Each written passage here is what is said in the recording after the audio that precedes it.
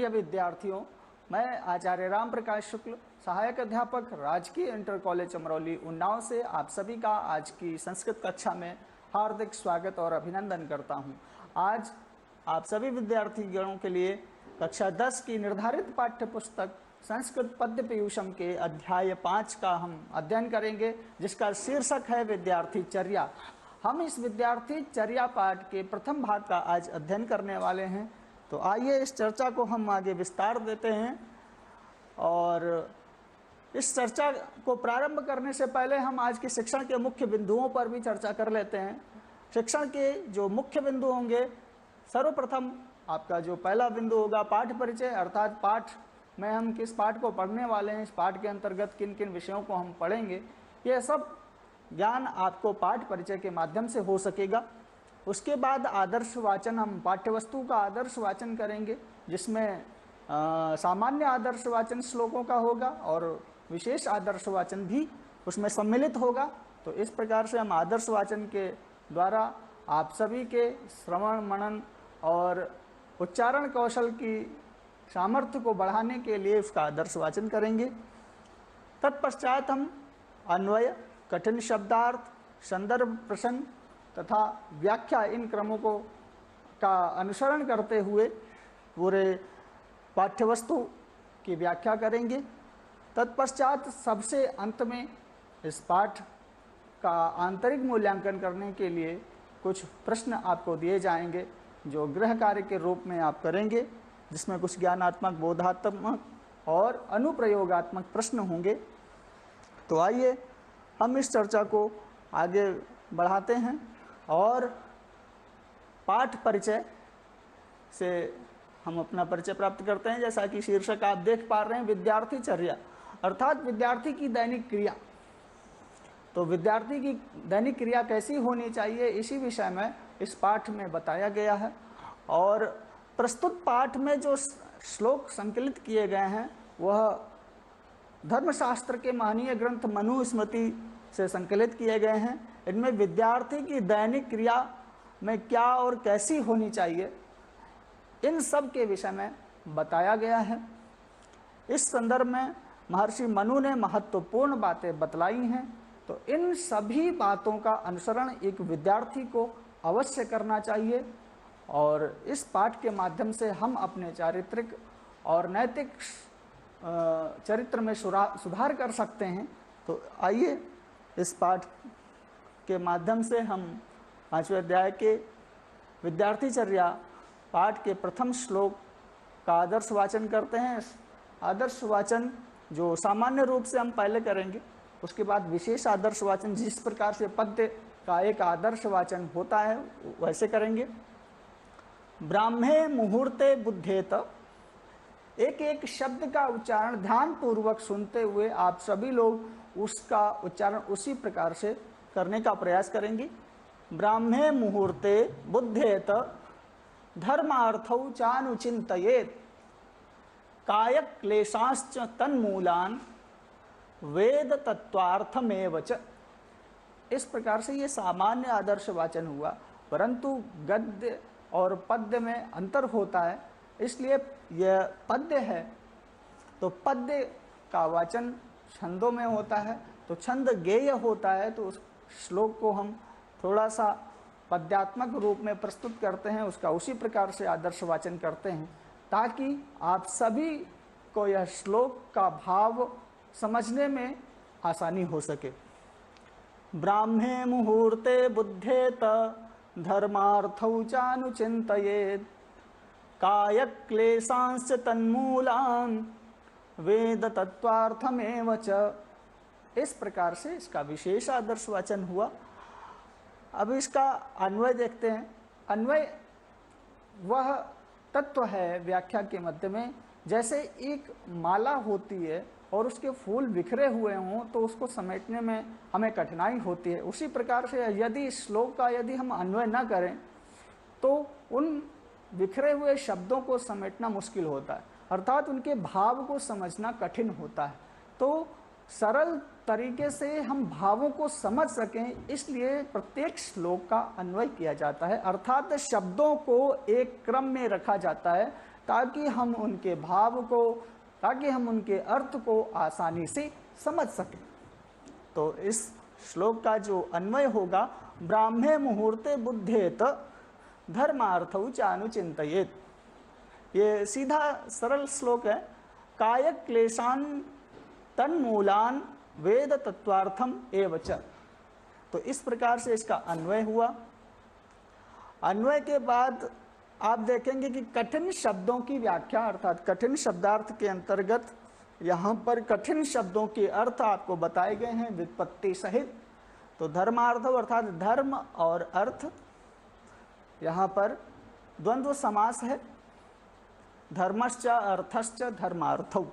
इस प्रकार से अनुचिंतयत अर्थात अनुचिंत, अनु ये उपसर्ग है, चिंत धातु है, विधिलिंग लकार का रूप है, अर्थात विचार करना चाहिए। काय क्लेशांश्च, कायश्च क्लेशान, शरीर के कष्टों को, क्लेशान अर्थात कष्टों को, यहाँ पर षष्ठी तत्पुरुष समास है। तन्मूलान अर्थात उनके कारणों को, वेद तत्वार्थम, वेदस्य तत्वम तस्य अर्थम, यहाँ पर षष्ठी तत्पुरुष समास है जिसका अर्थ हुआ वेद के तत्वार्थ को। इस प्रकार से कठिन शब्दार्थ को जानने के पश्चात हम इसकी संदर्भ और प्रसंग से भी हमें परिचित होना चाहिए।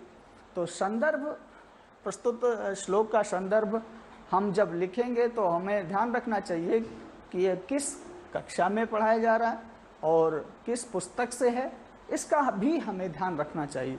तो प्रस्तुत श्लोक हमारी निर्धारित संस्कृत पाठ्य पुस्तक कक्षा 10 के विद्यार्थी चर्या नामक पाठ से लिया गया है।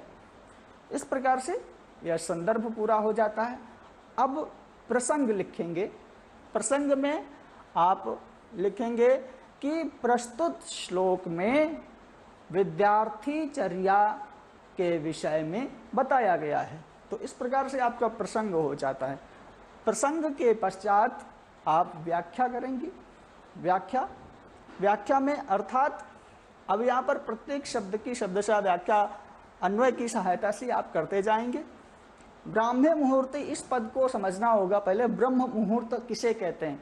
ब्रह्म मुहूर्त प्रातः काल का मुहूर्त होता है, सूर्योदय के पहले का जो समय होता है उसको ब्रह्म मुहूर्त कहा जाता है।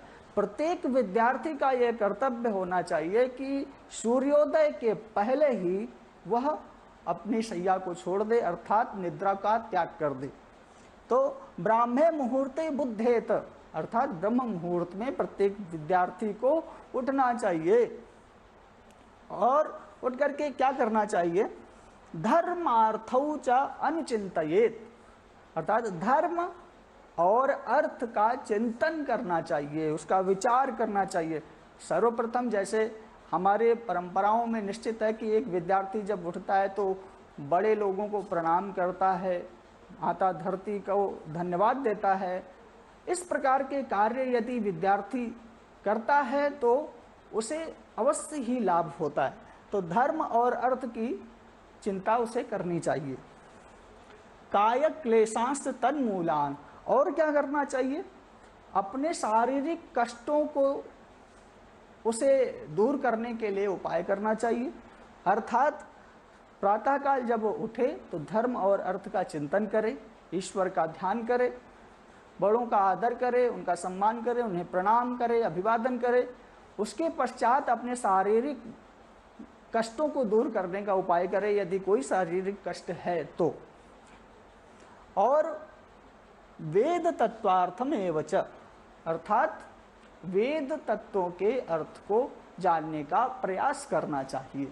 अर्थात अपनी विषय, अर्थात जो विषय वह पढ़ रहा है उसको जानने का प्रयास करना चाहिए। तो इस प्रकार से श्लोक का जो भाव निकलता है वह इस प्रकार है कि प्रत्येक विद्यार्थी को ब्रह्म मुहूर्त में ही उठ जाना चाहिए और उसके बाद उठने के पश्चात धर्म और अर्थ के विषय में चिंतन करना चाहिए। अर्थात धार्मिक कार्यों में उसकी प्रवृत्ति होनी चाहिए। नित्य क्रिया करने के पश्चात उसके धार्मिक कार्यों में प्रवृत्ति हो तो यह विद्यार्थी के लिए अच्छी बात होती है। उसके बाद जब उसकी कोई शारीरिक कष्ट हो तो उसके कारणों को जानकर उन कष्टों को दूर करने का उपाय प्रत्येक विद्यार्थी को करना चाहिए। और वेद तत्वार्थ में एवच, तो प्राचीन काल में चूंकि गुरुकुल हुआ करते थे तो वेद पढ़ा करते थे छात्र वहाँ पर, तो आज के समय पर जब परिस्थितियाँ बदल गई हैं तो आपको चाहिए कि अपने विषय का अध्ययन अवश्य करें। अर्थात जो भी विद्या आप पढ़ रहे हैं, जो भी विषय आप पढ़ रहे हैं, उसका सम्यक प्रकार से ज्ञान आपको करना चाहिए। यह एक विद्यार्थी का प्रत्येक दिन कार्य होना चाहिए। तो इन सारे श्लोकों से हमें यही शिक्षा मिलती है कि हमें प्रातः उठते ही अपने कार्यों का भली भांति संपादन करना चाहिए, जैसा कि मनु जी ने बताया है। अब हम अग्रिम श्लोक की तरफ बढ़ते हैं। द्वितीय श्लोक जो है बड़ा ही सुंदर श्लोक है। न स्नानम आचरेत भुक्त्वा नातुरो न महानिशि। न स्नानम आचरेत भुक्त्वा, अर्थात स्नानम आचरेत, अब यहाँ पर पहले हम आदर्श वाचन कर रहे हैं ताकि आपको समझ में आ जाए। न स्नानम आचरेत, यहाँ पर देखेंगे आप तो संधि हुई है, तो न स्नानम आचरेत भुक्त्वा नातुरो न महानिशि न वासोभिः सहाजस्रम ना विज्ञाते जलाशये। इस प्रकार से प्रत्येक शब्द का उच्चारण मैंने किया। अब इसका विशेष उच्चारण करते हैं जैसे कि पद्य में हमेशा किया जाता है। न स्नानम आचरेत भुक्त्वा नातुरो न महानिशि न वासोभिः सहाजस्रम ना विज्ञाते जलाशये। इस प्रकार से इसका विशेष प्रकार से उच्चारण हुआ। अब इसको इसी प्रकार से पढ़ने का आप सभी लोग अभ्यास करें। अन्वय कराते हैं। भुक्त्वा स्नानम न आचरेत, आतुरः न महानिशि न वासोभिः सह अजस्रम न अविज्ञाते जलाशये। न, इस प्रकार से इसका अन्वय संपन्न होता है। संदर्भ इसका पूर्ववत, जैसा कि मैंने पिछले श्लोक में बताया, उसी प्रकार से इसका चलता जाएगा। प्रसंग यहाँ पर एक विद्यार्थी के लिए स्नान करने के महत्व को बताया गया है, तो उस महत्व को यहाँ पर आप श्लोक समझेंगे। तो इस प्रकार से अब हम इसकी व्याख्या की तरफ बढ़ते हैं। कठिन शब्दार्थ को देख रहे हैं आप। भुक्त्वा अर्थात भुज धातु से अक्त्वा प्रत्यय करने के पश्चात यह शब्द बनता है। इसका अर्थ होता है भोजन करके आचरेत, आचरण करना चाहिए। और महानिशि अर्थात महती निशि अर्थात महान रात्रि मतलब अर्धरात्रि, जब रात्रि ज़्यादा हो मतलब मध्य रात्रि में, रात्रि निशा निशि इसी के पर्याय हैं। तो स्नानम आचरेत भुक्त्वा न तुरो न महानिशि, ये कहा कि अन्वय की सहायता से अर्थ करेंगे तो एकदम सरल होता जाएगा। भुक्त्वा स्नानम न आचरेत अर्थात भुक्त्वा भोजन करने के पश्चात, स्नानम स्नान को, न आचरेत नहीं करना चाहिए। अर्थात भोजन करने के उपरांत यदि कोई विद्यार्थी या कोई व्यक्ति स्नान करता है तो वो व्यर्थ है। इसलिए व्यक्ति को चाहिए कि भोजन के पूर्व ही उसको स्नान कर लेना चाहिए, क्योंकि बाद में नहाना व्यर्थ होता है। तभी मनु जी ने कहा कि भुक्त्वा स्नानम न आचरेत अर्थात भोजन करने के पश्चात स्नान नहीं करना चाहिए। आतुरः न, कोई व्यक्ति यदि बीमार है, शारीरिक कष्ट है उसके, तो भी उसको स्नान नहीं करना चाहिए। उसके बाद महानिशि अर्थात अर्धरात्रि में किसी व्यक्ति को स्नान नहीं करना चाहिए। रात्रि ज़्यादा हो चुकी है तो भी किसी व्यक्ति को स्नान नहीं करना चाहिए। आगे कहते हैं वासोभिः सह अजस्रम न, वासोभिः सह अजस्रम न, तो कहते हैं कि वस्त्रों के साथ व्यक्ति को जलाशय में स्नान नहीं करना चाहिए। कोई व्यक्ति यदि वस्त्रों को धारण करने के पश्चात स्नान करता है तो भी नहीं करना चाहिए। यहाँ पर कोई व्यक्ति यदि वस्त्रों को पहन करके स्नान करता है तो उसे ऐसा नहीं करना चाहिए। वा सो भी,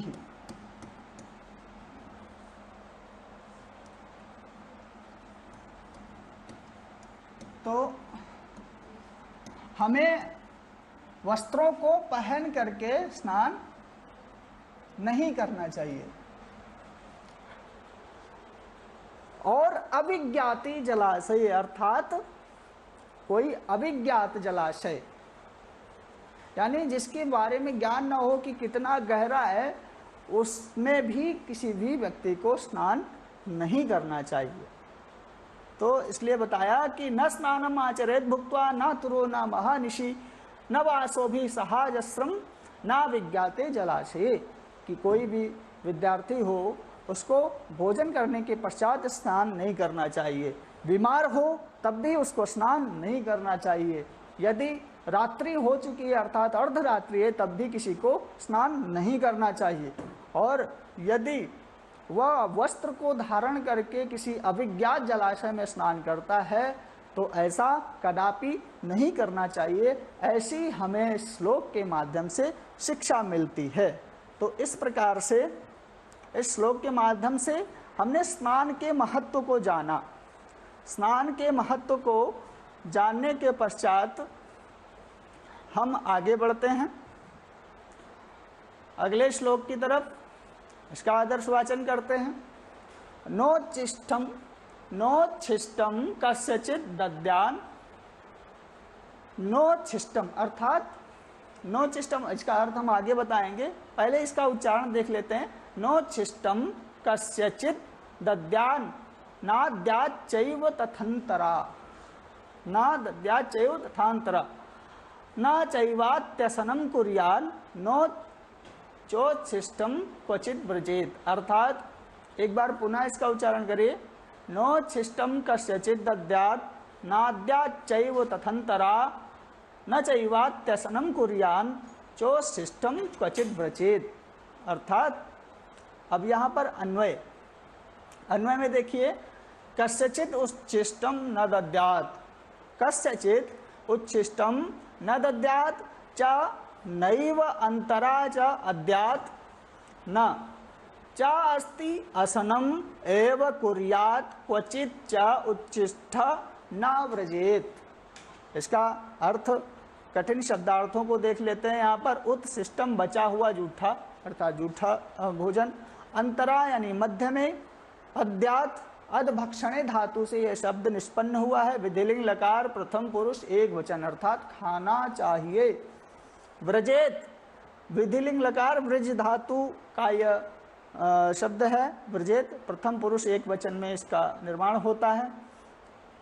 संदर्भ हमने आपको पूर्व में ही बताया है कि किस प्रकार से संदर्भ आपको लिखना है, उसी प्रकार से यहाँ पर भी लिखना है पूर्ववत।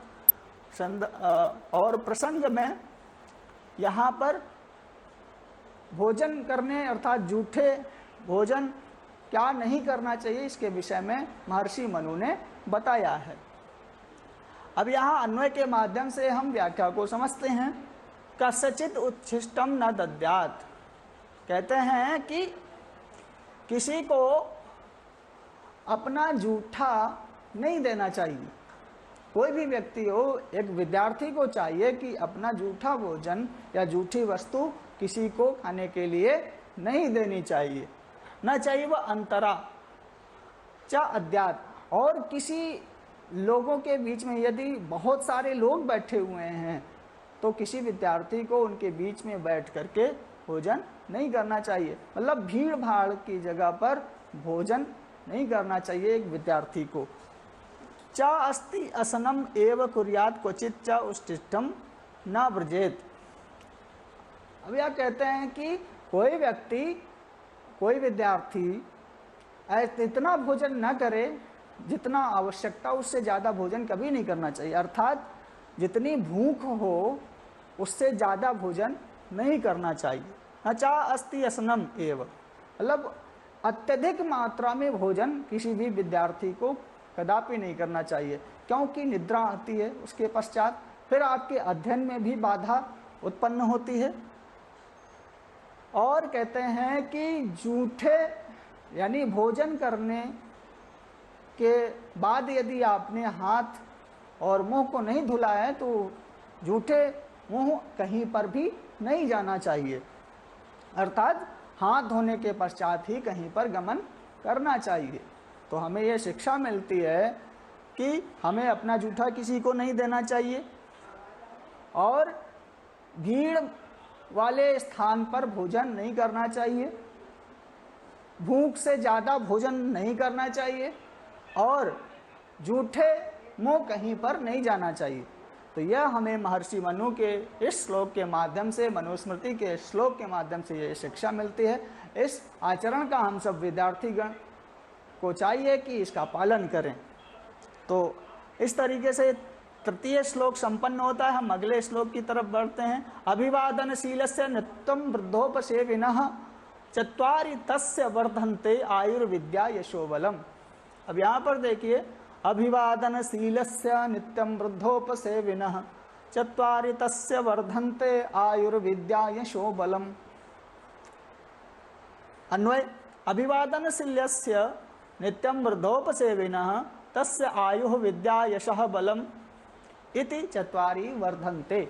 इस प्रकार से अन्वय हो जाता है। कठिन शब्दार्थ में अभिवादनशीलस्य अभिवादनम शीलम यस्य सः, यहाँ पर बहुव्रीहि समास है, जो प्रणाम करने वाली प्रवृत्ति का हो, अर्थात दूसरों को, बड़ों को देख करके प्रणाम करने की प्रवृत्ति रखता हो ऐसा व्यक्ति। वृद्धोपसेविनः, वृद्धों की सेवा करने वाला, अर्थात बूढ़ों की सेवा करने वालों का वर्धन्ते बढ़ती है। अब इस प्रकार से अन्वय और कठिन शब्दार्थ संपन्न हुआ है, संदर्भ पूर्ववत रहेगा और प्रसंग में यहाँ पर अभिवादन की महत्व को यहाँ पर प्रतिपादित किया गया है श्लोक के माध्यम से, यही इसका प्रसंग हो जाएगा। अभिवादनशील से, अब हम इसके को अन्वय के माध्यम से जानते हैं। अभिवादनशील से अर्थात जो अभिवादन करता है ऐसे व्यक्ति का, ठीक है, नित्यम, और जो नित्य वृद्धों की सेवा करता है, यानी जो बड़ों को देख करके सर्वप्रथम उनको अभिवादन करता है, उनको प्रणाम करता है, ऐसा विद्यार्थी। फिर दूसरा, वृद्धोपसेविना, वृद्ध जनों को देख करके, उनके कष्टों को देख करके उनकी सहायता करता है, उनकी सेवा करता है, ऐसा विद्यार्थी। ऐसे जो विद्यार्थी होते हैं उनकी चार चीजें वृद्धि को प्राप्त होती हैं। वो कौन कौन सी चार चीजें हैं? आयु, विद्या, यश, बलम, अर्थात आयु बढ़ती है और विद्या बढ़ती है, यश बढ़ता है और बल बढ़ता है। यानी जो विद्यार्थी दूसरों को, बड़ों को प्रणाम करता है, अभिवादन करता है, वृद्ध जनों की सेवा करता है, ऐसे विद्यार्थी की आयु बढ़ती है, विद्या बढ़ती है, यश बढ़ता है और उसका बल भी बढ़ता है। तो प्रत्येक विद्यार्थी को चाहिए कि अपने से बड़ों को, अपने गुरुजनों को प्रणाम करना चाहिए तथा उसके पश्चात ही हमारी आयु, विद्या और यश में वृद्धि होती है। तो इस प्रकार से बड़ा ही सुंदर श्लोक है। इस श्लोक के भाव को अपने जीवन में उतारना चाहिए, इसका अनुकरण करना चाहिए। ये शास्त्र हमारे चरित्र के विकास के लिए ही होते हैं। इस प्रकार से हमने इस श्लोक के अर्थ को जाना। अब अगला श्लोक है, आर्द्रपादस्तु भुंजित नार्द्रपादस्तु संविशेद आर्द्रपादस्तु भुंजानो दीर्घमायुर्वाप्नुयात्। आर्द्रपादस्तु भुंजित नार्द्रपादस्तु संविशेद आर्द्रपादस्तु भुंजानो दीर्घमायुर्वाप्नुयात्। अर्थात गीले पैर भोजन करने वाला, अर्थात जो पैरों को धुल करके भोजन करता है, ऐसा कार्य करना चाहिए। नार्द्रपादस्तु संविशेद, कहते हैं गीले पैर सोना नहीं चाहिए। यहाँ अन्वय के माध्यम से आप देख सकते हैं इसका अर्थ। आर्द्रपादः तु भुंजित आर्द्रपादः तु न संविशेद आर्द्रपादः तु भुंजानः दीर्घा आयु अवाप्नुयात्। कठिन शब्दार्थ जैसे कि आप देख रहे हैं, गीले पैर धो करके भुंजित भोजन करना चाहिए, संविशेद सोना चाहिए, अवाप्नुयात् प्राप्त करना चाहिए। तो संदर्भ पूर्वत हो जाएगा। और यहाँ पर भोजन से पहले हाथ पैर धुलने के महत्व को बताया गया है गीले पैरों के महत्व को बताया गया है कि गीले पैर हों तो ऐसे समय पर क्या करना चाहिए, क्या नहीं करना चाहिए। तो यहाँ कहते हैं आर्द्र पादस्तु भुंजीत, भोजन हमेशा गीले पैर करना चाहिए, यानी पैरों को, हाथ और पैरों को धुल करके ही भोजन करना चाहिए, ऐसा मनु जी संकेत करते हैं। उसके पश्चात नार्द्र पादस्तु संविषेद, परंतु सोने के समय आपके पैर गीले नहीं होने चाहिए। तो इस प्रकार से बताया कि सोते समय आपके जो पैर हैं उनको कपड़े से पोंछ लेना चाहिए, यानी गीले पैर कभी नहीं सोना चाहिए, ऐसा मनुस्मृति में ये संकेत किया गया है। आर्द्र पादस्तु भुंजानो दीर्घमायुर वापनियात, जो हाथ पैर धुल करके भोजन करता है ऐसा विद्यार्थी दीर्घ आयु को प्राप्त करता है, ऐसा संकेत श्लोक के माध्यम से किया गया है। अर्थात यहाँ पर आपने इस श्लोक की व्याख्या को जाना, गीले पैर भोजन करना चाहिए, अर्थात पैरों को धुल करके भोजन करना चाहिए, परंतु गीले पैर सोना नहीं चाहिए। और गीले पैर हो करके जो भोजन करता है, अर्थात हाथ पैर धुलने के बाद जो भोजन करता है, वह दीर्घ आयु को प्राप्त करता है। इस प्रकार से श्लोक की व्याख्या संपन्न होती है। अब इसकी व्याख्या से संबंधित जब आप कभी किसी श्लोक की व्याख्या करने के लिए प्रारंभ करेंगे तो सर्वप्रथम आपको संकेत लिखना होगा। संकेत के बाद आप उसके बाद संदर्भ लिखें, फिर प्रसंग लिखें और उसके बाद व्याख्या करना प्रारंभ करें। यही एक व्याख्या का उचित क्रम है, जिससे कि आप परीक्षाओं में अधिक से अधिक अंक अर्जित कर सकते हैं। अब गृह कार्य के लिए कुछ प्रश्नों को दे रहे हैं। विद्यार्थी को किस समय उठना चाहिए? श्लोक के माध्यम से आप जान चुके हैं। अभिवादनशीलता के क्या लाभ हैं? जो दूसरों को अभिवादन करता है उसको क्या लाभ होता है, यह भी आपको पता चल गया है। आप इनको हल करेंगे। ये ज्ञानात्मक प्रश्न हो गए। बोधात्मक, चत्वारि तस्य वर्धन्ते आयुर्विद्या यशो बलम, इस सूक्ति की व्याख्या करनी है संदर्भ सहित, प्रसंग सहित। अनुप्रयोगात्मक पाठ के आधार पर विद्यार्थी जीवन पर निबंध लिखना है आप लोगों को।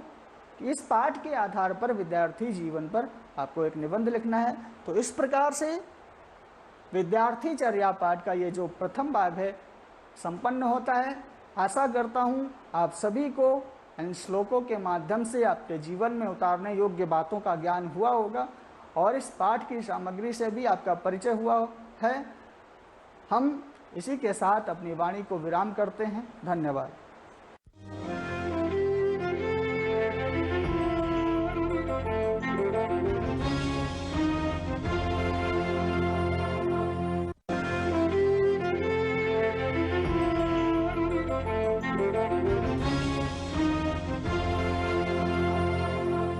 नमस्कार, मैं डॉक्टर मंजरी द्विवेदी, प्रवक्ता हिंदी, राजकीय बालिका इंटर कॉलेज, गोमती नगर। आज हिंदी की कक्षा में जो पूर्व में हम लोगों ने पढ़ा था कैकेयी का अनुताप, उसका द्वितीय भाग का अध्ययन करेंगे। पूर्व के अंश में हम लोगों ने पढ़ा था कि भरत राम को लेने के लिए अयोध्या से चित्रकूट आते हैं और राम ने अपने पिता की आज्ञा का पालन करने के लिए वन गमन के लिए गए थे। जो काव्य का अंश था उसके वातावरण के अंतर्गत शांत रात्रि का समय था, जहां पर सभा लगाई गई थी। रात्रि की चांदनी की सुंदरता का वर्णन किया गया था और इसके साथ ही साथ भरत और राम के पारस्परिक प्रेम का, आत्मीयता का कवि मैथिली शरण गुप्त जी द्वारा वर्णन किया गया था। काव्य के अंश में यह सच है तो अब लौट चलो तुम घर को, चौंके सब सुनकर अटल कैकेयी स्वर को, सबने रानी की ओर अचानक देखा, वैधव्य तुषारा वृथा यथा विधु लेखा, बैठी थी अचल तथापि असंख्य तरंगा, वह सिंही अब थी हाहा गोमुखी गंगा। हाँ जनकर भी मैंने न भरत को जाना, सब सुन ले तुमने स्वयं अभी यह माना, यह सच है तो फिर लौट चलो घर भैया, अपराधिन मैं हूँ तात तुम्हारी मैया। जब भरत राम से कहते हैं कि मुझे जो मेरा अभीष्ट था वह मिल गया है, और राम उनको अपने हृदय से लगा लेते हैं, आंखों से अश्रु बहने लगते हैं, उसी समय कैकेयी वहां से उठती हैं और राम और भरत के मिलन के बीच में मध्य में आकर के वो कहती है, यह सच है तुम अब लौट चलो घर को, कि हे राम, यदि तुम यह मानते हो, तुम भरत को प्रेम जानते हो, यदि तुम इस बात को मानते हो कि भरत में इसका कोई दोष नहीं है, भरत का कोई दोष नहीं है तुमको वन भेजने में, यदि तुम इसको मन से इस बात को मानते हो, तो हे राम, अब तुम वापस अयोध्या चलो। चौंके सब सुनकर अटल कैकेयी के स्वर को। वहां पर उपस्थित जो लोग थे, उन्होंने जब कैकेयी के इस स्वर को सुना कि कैकेयी राम से कह रही है, वही कैकेयी जो राम को वन भेजने के लिए, वही कैकेयी जो भरत को 14 वर्ष के वनवास देने के लिए आतुर थी, वही कैकेयी अब जो है कह रही है, हे राम, तुम वापस लौट चलो। तो इस स्वर को सुन करके सभी लोग चौंक गए। वैदव्य तुषारा वृथा यथा विधु लेखा, रूपक अलंकार के माध्यम से, कि जिस तरह से चांद पर यदि कोहरे ढक जाए, तुषारा, तुषारा वृत्ता, तुषार कोहरे को कहा गया, कि जिस तरह से चांद की चांदनी को यदि कोहरा ढक लेता है तो उसकी कांति, उसकी सुंदरता, उसकी चमक फीकी पड़ जाती है, मलिन हो जाती है। उसी तरह से वैधव्य के वस्त्रों में, सफेद वस्त्रों में कैकेयी का जो मुखड़ा है वह म्लान हो गया है, उसकी वह कांति और चमक समाप्त हो चुकी है। बैठी थी अचल तथापि असंख्य तरंगा, असंख्य तरंगा समुद्र की तरंगे, जिसमें बहुत सारी लहरें आती हैं, तरंगे आती हैं। इस समय कैकेयी भले ही चुपचाप बैठी हुई थी, अचल बैठी हुई थी, लेकिन उसके हृदय में वे तरंगे, समुद्र की तरंगों के समान अनेक तरंगे, अनेक भाव उसके हृदय में उमड़ उमड़ के आ रहे थे, अनेक भाव उसके अंदर जन्म ले रहे थे। जब उसने राम को भेजा, वन के लिए भेजा, या दशरथ से उन्होंने अपने वर मांगे, उनको वो सब भी बात याद आ रही थी कि वो भरत से ज्यादा राम को प्रेम करती हैं। तो प्रेम की भी बात, राम का राज्याभिषेक हो रहा था, यह बात उनको बताई भी नहीं गई थी, इस बात का भी जो है उनके मन में इस बात की भी खिन्नता थी। तो ऐसे तमाम भावों को लेकर के, ऐसे तमाम भाव उनके हृदय में लहरें मार रहे थे, लेकिन वह ऊपर से शांत बैठी हुई थी। वह सिंही अब थी हाहा गोमुखी गंगा, वह सिंगिनी जहां बिल्कुल अटल हो गई कि नहीं, राम को वन भेजना ही भेजना है, भरत को 14 वर्ष का भरत को राज्याभिषेक मिलना है, राम को 14 वर्ष का वनवास मिलना है, वह रानी जो सिंहिनी की तरह दहाड़ रही थी, अब वह बिल्कुल हो गई गोमुखी गंगा। गंगा, गंगा जहां से निकलती है उसको गोमुख कहा गया। तो वहां जहां से गंगा निकलती है वहां गंगा बिल्कुल शांत होती है। तो वह रानी जो सिंघनी की तरह थी, पूर्व में जो सिंघनी की तरह रानी थी, अब वह गोमुखी गंगा के समान हो गई है। आगे कह रही है, हाँ जलकर भी मैंने भरत को न जाना, कि मैंने भरत को जन्म देने के पश्चात भी नहीं पहचाना है। मैं तो सोच रही थी कि वह स्वागत करेगा, लेकिन यहाँ आकर के उसने मेरा त्याग कर दिया। तो मैंने भले ही भरत को जन्म दिया हो, लेकिन मैं उसको समझ नहीं पाई हूँ। सब सुन ले, तुमने स्वयं अभी यह माना, और तुम भी इस बात को मानते हो, राम से कह रही है, तुम भी इस बात को मानते हो कि मैंने भरत से ज्यादा हमेशा तुमसे प्रेम किया है, तुमसे स्नेह दिखाया है, और तुम भरत को अभी भी प्रेम कर रहे हो। तुम्हारे हृदय में भरत के प्रति किसी भी तरह का मालिन्य का भाव नहीं है, तुम अब भी भरत को उतना ही प्रेम करते हो। यह सच है तो फिर लौट चलो घर भैया, अपराधिन हूं मैं तात तुम्हारी मैया। हे राम, यदि तुम इस बात को सत्य मानते हो, यदि तुम मुझे किसी भी तरह का दोषी नहीं मानते हो, तो तुम वापस घर चलो। मैंने तुम्हारे तात के साथ बुरा किया, मेरे अपराधों को क्षमा करते हुए तुम अब वापस घर को चलो, तुम वापस अयोध्या चलो। यहाँ पर आपके उपमा और रूपक अलंकार आएगा। प्रश्न के अंतर्गत कैकेयी के स्वर को सुनकर लोग चौंक क्यों गए? असंख्य तरंगा शब्द का अर्थ स्पष्ट कीजिए। दुर्बलता का ही चिन्ह विशेष शपथ है, पर अब्दुल्ला जन के लिए कौन सा पथ है? यदि मैं उकसाई गई भरत से हूं, तो पति समान ही स्वयं पुत्र भी खोऊं। ठहरो, मत रोको मुझे, कहो सब सुन लो, पाओ यदि उसमें सार, उसे सब चुन लो। करके पहाड़ सा पाप मौन रह जाऊं, राई भर भी अनुताप न करने पाऊं।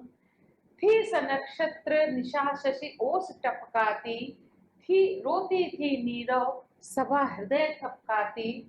उल्का सी रानी दिशा दीप्त करती थी, सब में भय विस्मय और खेद भरती थी। यहाँ पर कैकेयी के अनेक रूप का वर्णन, अनेक चित्रों का वर्णन यहाँ पर किया गया है। कैकेयी कहती है दुर्बलता का ही चिन्ह विशेष शपथ है। इस संसार में यदि जरा सी भी त्रुटि होती है तो हम शपथ खा करके उस त्रुटि को सुधार करने का प्रयास करते हैं। अपनी बात का विश्वास दिलाने के लिए हम शपथ खाते हैं। तो कह रहे हैं दुर्बलता ही चिन्ह विशेष शपथ है। यदि मैं यह शपथ खाऊं कि इसमें भरत का दोष नहीं है, तो यह मेरी दुर्बलता प्रतीत होगी, दुर्बलता क्या ही चिन्ह होगा।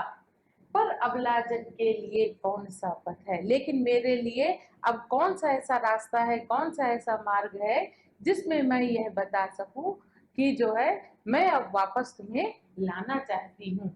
यदि मैं उकसाई गई भरत से हूं, यदि भरत ने मुझे उकसाया हो, यदि इस संदर्भ में भरत ने मुझसे कभी कुछ कहा हो कि उसको राजगद्दी चाहिए, अगली पंक्ति में तो पति समान भी स्वयं पुत्र को खोऊं।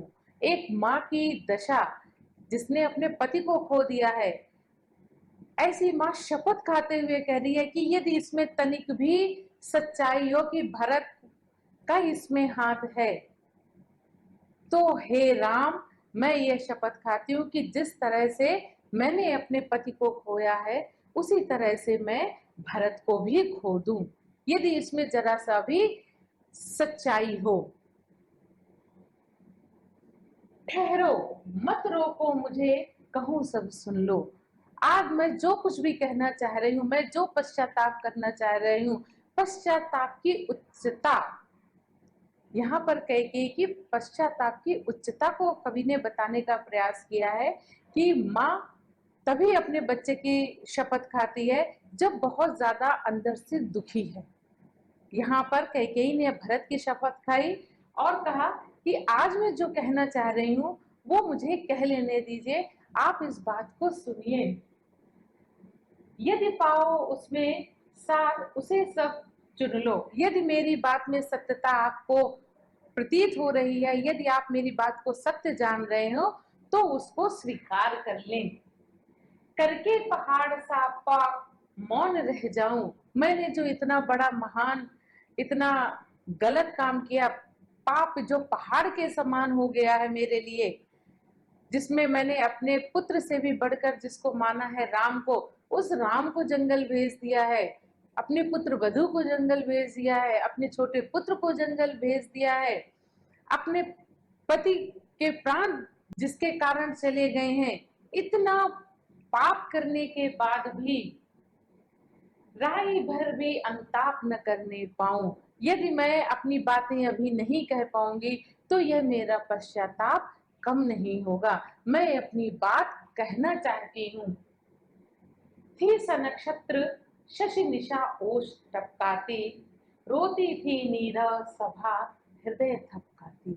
जब कैकेयी की इन बातों को वहां पर लगी हुई सभा ने सुना कि किस तरह से कैकेयी रो करके राम को अपना प्रेम याद दिला रही हैं, वो भरत को निर्दोष व्यक्त कर रही हैं, निर्दोष बता रही हैं, किस तरह से वह पश्चाताप कर रही हैं।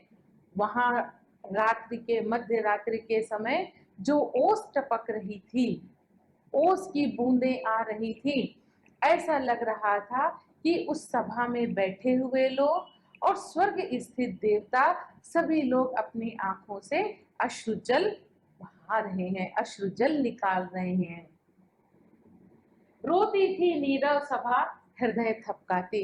वह जो अश्रु, वह जो ओस के कण, ओस की बूंदें गिर रही थी, ऐसे लग रहा था कि वहां के बैठे सभाजन रो रहे हैं और उस कैकेयी के पश्चाताप पर उसकी पीठ को सहला रहे हैं, उसको सांत्वना दे रहे हैं कि राग तुम्हारी बात मानेंगे और पुनः वापस चलेंगे। उल्कासी रानी दिशा दीप्त करती थी, सब में भय विस्मय और खेद भरती थी। ये वही रानी है जो सारी दिशाओं में लोगों के अंदर भय और विस्मय उत्पन्न करती थी। ये वही रानी थी जो दशरथ जिससे सबसे ज्यादा प्रेम करते थे।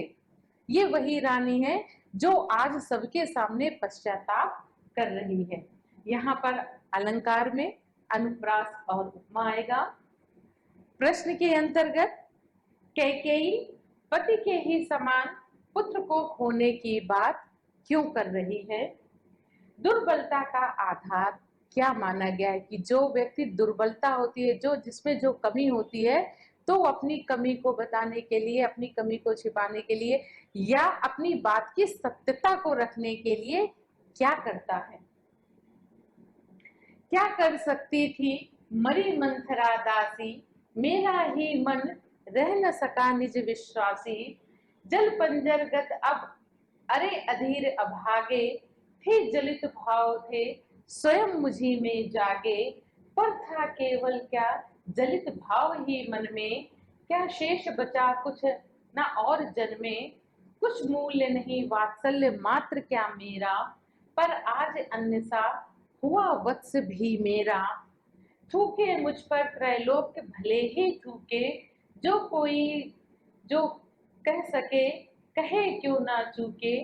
छीने ना मात्र पद किंतु भरत का मुझसे, हे राम दुहाई करूं और क्या तुझसे। कैकेयी मंथरा जो उसकी दासी थी, मंथरा के उकसाने पर, मंथरा के ही कहने पर कैकेयी ने राजा दशरथ से अपने पूर्व के तो वरदानों को मांगा। तो वही कह रही है, क्या कर सकती थी मरी मंथरा दासी। वह मरी मंथरा दासी क्या कर सकती थी? जब तक मेरे अंदर ही वो भाव ना आया होता, मेरा ही मन रहे सका न निज विश्वासी। जब तक मेरे मन में ही ये बात विश्वास से नहीं आ जाती कि विश्वास किस बात का था कि उनको यह भय था कि राम राजा बनेंगे, कौशल्या राजमाता बनेंगी और मुझे कारागार में डाल देंगी। तो बोले ये बात मुझे विश्वास हो गई थी, मंथरा का इसमें दोष नहीं है, यह बात मेरे अंदर बैठ गई थी। जल पंजरगत अब अरे अधीर अभागे, थे ज्वलित भाव थे स्वयं मुझी में जागे। कि यह जो ज्वलित भाव थे, यह जो द्वेष की भावना थी, यह जो सौतिया डाह की भावना थी, ये भाव मेरे अंदर स्वयं ही आ गए थे। पर था केवल क्या ज्वलित भाव ही मन में, क्या मेरे अंदर केवल यह ज्वलित भाव ही बचा हुआ था? क्या मेरे मन में यही भाव था कि राम राजा बनेगा, कौशल्या राजमाता बनेगी और मैं दासी बन जाऊंगी? क्या केवल यही भाव मेरे मन के अंदर आया था? क्या शेष बचा कुछ न और जन्मे।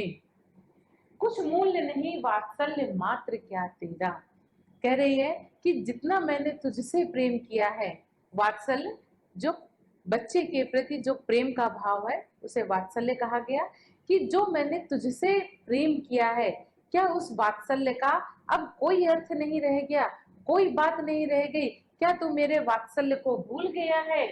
पर आज अन्य सा हुआ वत्स भी मेरा, लेकिन मेरे कारणों के कारण, तुम्हें वन गमन भेजने के कारण ये मेरा पुत्र भी मुझसे दूर हो गया है। थूके मुझ पर त्रैलोक्य भले ही थूके, मेरे इस कार्य पर तीनों लोग भले ही मेरी भर्त्सना करें, मेरी बुराई करें।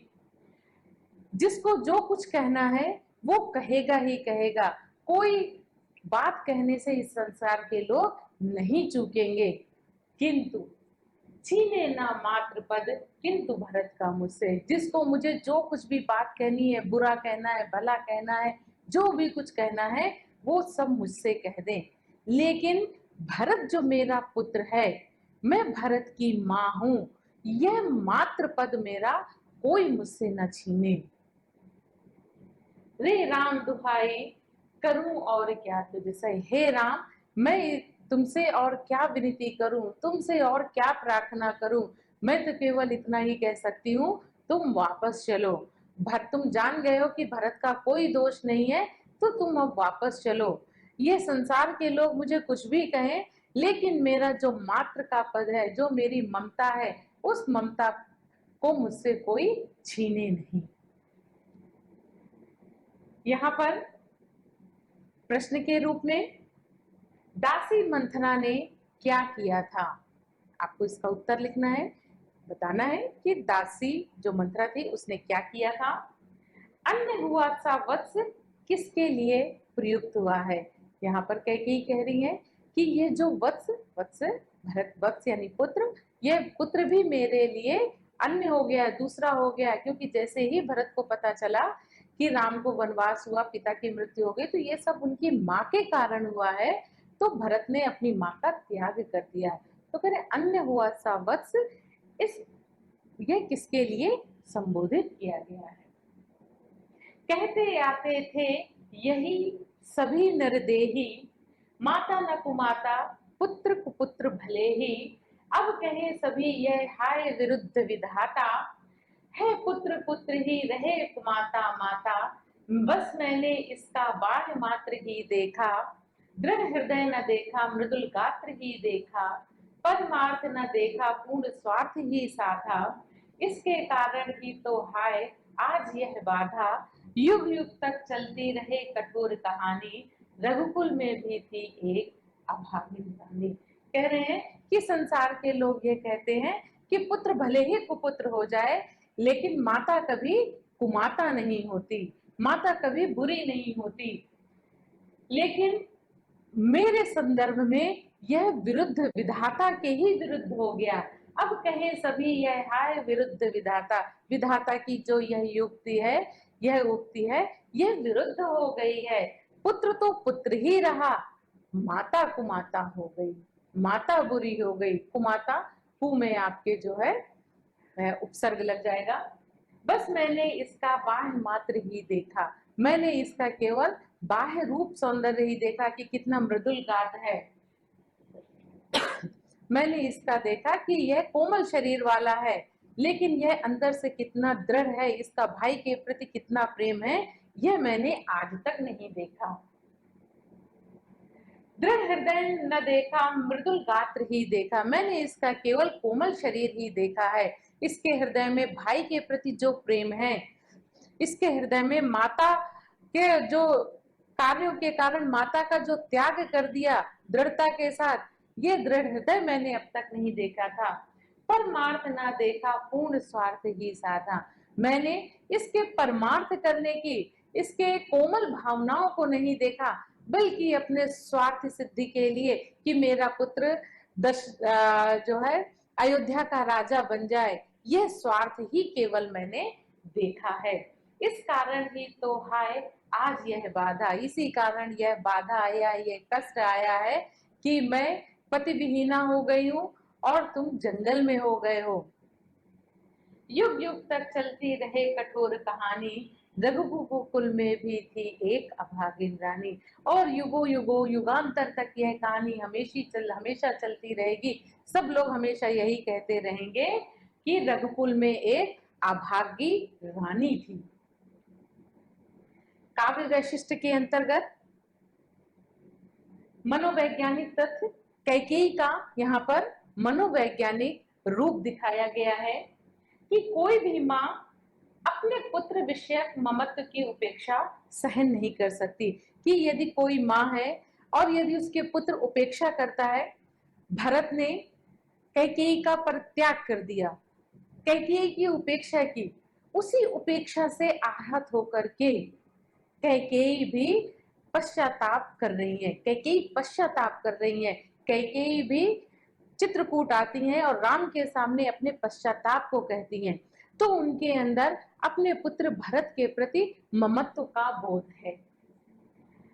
पूर्व में नाटकीयता, नाटकीयता यह नाटक का अंश है। इसमें नाटकीय घटनाएं हुई कि जब राम ने कहा कहो भरत अभिप्सित अपना, राम के इस स्वर को जब सुना और भरत ने कहा कि अब कह रह गया अभिप्सित मेरा, तो ये पूरा एक नाटकीय रूप में कवि ने चित्रण किया है। पूर्व में राम द्वारा आश्वासन दिए जाने पर सभा में शांति छा गई और जब राम ने यह कहा कि जिसके आशय की थाह मिलेगी न जिसको, जनकर जननी जान न पाई जिसको, ऐसा जब राम ने कहा तो यह एक नाटकीयता का स्वरूप है। भाव संधि, यह आप लोगों के लिए नया है। भाव संधि कि जब दो भाव आपस में मिलते हैं। पहले हम लोगों ने करुणा का भाव देखा जब भरत ने राम से कहा, यहाँ पर कैकेयी का भरत और राम के प्रति जो वात्सल्य का भाव है, वात्सल्य जब पुत्र विषयक प्रेम, जब पुत्र को देख करके प्रेम की भावना आती है तो वहां पर हमारा वात्सल्य रस होता है। करुण रस और वात्सल्य रस दोनों विरोधी है, एक में करुणा है एक में प्रेम है। जहां दोनों विरोधी भाव मिले तो रस पूरा नहीं हुआ बल्कि क्या हो गया, भाव संधि। भाव मिले हैं, करुणा का भाव मिल रहा है और प्रेम का भाव मिल रहा है, दोनों विरोधी हैं आपस में, मिल दोनों साथ नहीं है, अलग अलग भाव है। तो जहां दो अलग अलग भाव एक साथ मिल करके जहां कवि रचना करता है, लिखता है, तो वहां पर आपकी भाव संधि होती है। करुण रस एवं वात्सल्य रस होने के कारण यहाँ पर रस विरोध भी है कि ये दोनों रस, एक में शोक है, एक में करुणा है, एक में दयनीयता है, एक में दीनता है, एक में दुख है, एक में प्रेम है, एक में वात्सल्य है, एक में पुत्र के प्रति रति है। ये भाव होने के कारण यहाँ पर रस विरोध है। फिर है कैकेयी के रूप चित्रण में बिंबात्मकता शैली। यहाँ पर कवि ने जो कैकेयी का रूप का चित्रण किया है कि वह सिंघनी थी अब हाहा गोमुखी गंगा, बैठी थी अचल तथापि असंख्य तरंगा।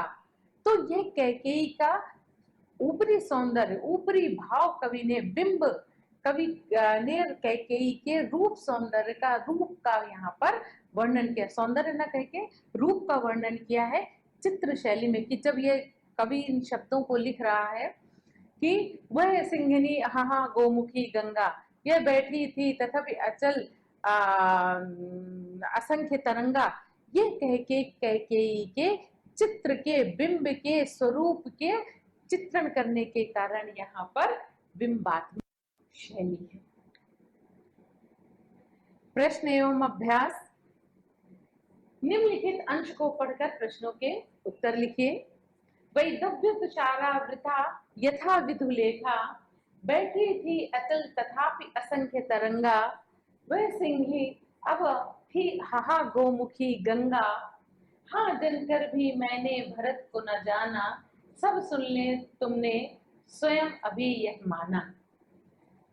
इसमें प्रस्तुत अंश में किन पात्रों के मध्य संवाद हो रहा है, सिंही और गोमुखी गंगा से क्या अभिप्राय है, इसका शिल्प सौंदर्य व्यक्त कीजिए। शिल्प सौंदर्य जिसके अंतर्गत भाषा आएगी, जिसके अंतर्गत आपके अलंकार आएंगे, जिसके अंतर्गत आपके रस आएगा, जिसके अंतर्गत आपकी भाव संधि आएगी, रस विरोध, ये सारे के सारे शिल्प सौंदर्य के अंतर्गत आते हैं। प्रस्तुत अंश का केंद्रीय भाव लिखिए। यह अंश और इस अंश का आपका केंद्रीय भाव कि इस अंश में कवि ने मुख्य क्या बात कहने का प्रयास किया है। अगला प्रश्न, कैकेयी की आत्मग्लानि एवं अनुताप को मैथिली शरण गुप्त जी ने किस प्रकार अभिव्यक्ति प्रदान की है? कि कैकेयी ने जो पश्चाताप किया है, कैकेयी ने जो अपना अनुताप व्यक्त किया है, उसको कवि मैथिली शरण गुप्त ने किस प्रकार